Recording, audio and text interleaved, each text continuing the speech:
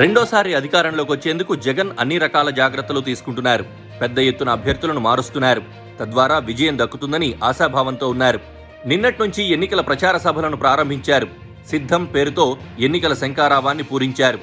Why not 175 అన్న నినాదాన్ని మళ్లీ తెరపైకి తెచ్చారు. అయితే సరిగ్గా ఇదే సమయంలో ఆసక్తికర వార్త బయటకొచ్చింది. వచ్చే ఎన్నికల్లో పులివెందులలో షర్మిల పోటీ చేస్తారని ప్రచారం జరుగుతోంది.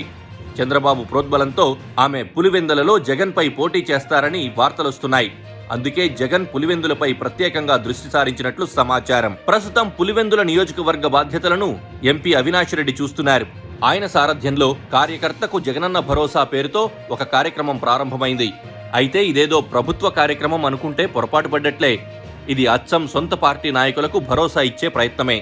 గత కొద్ది రోజులుగా నాయకులు కార్యకర్తలను చంద్రబాబు షర్మిలలు గాలం వేస్తూ కొనుక్కుంటున్నట్లు వైసీపీకి ఉప్పందింది.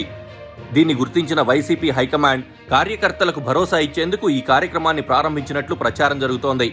నేరుగా కాకుండా జగనన్న భరోసా పేరుతో వారితో దరఖాస్తులు తీసుకుని 50,000 నుంచి 15 లక్షల రూపాయల వరకు ఆర్థిక సాయం చేసే కార్యక్రమానికి శ్రీకారం చుట్టినట్లు తెలుస్తోంది.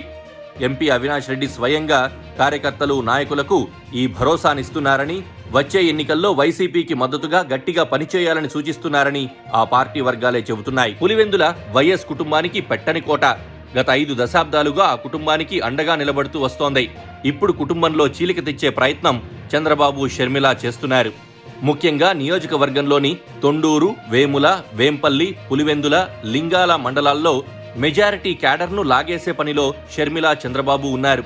మరోవైపు బీటెక్ రవి రూపంలో తెలుగుదేశం పార్టీ పట్టు బిగుస్తోంది.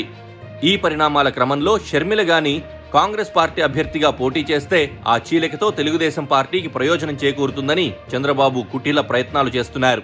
అందుకే వైసీపీ ఓటు బ్యాంక్ సడలకుండా ఉండడానికి పార్టీ నాయకులు, కార్యకర్తలకు భరోసానిచ్చేందుకు నేరుగా రంగంలోకి దిగారు. స్థాయిని బట్టి నాయకుల సమస్యలను తెలుసుకుని వారికి 10 లక్షల నుంచి 15 లక్షల వరకు భరోసానిస్తున్నట్లు సమాచారం. మొత్తానికైతే పులివెందులలో చంద్రబాబు, షర్మిలల ఈ కొత్త తాయిలాలు రకరకాల ఊహాగానాలకు కారణమవుతున్నాయి.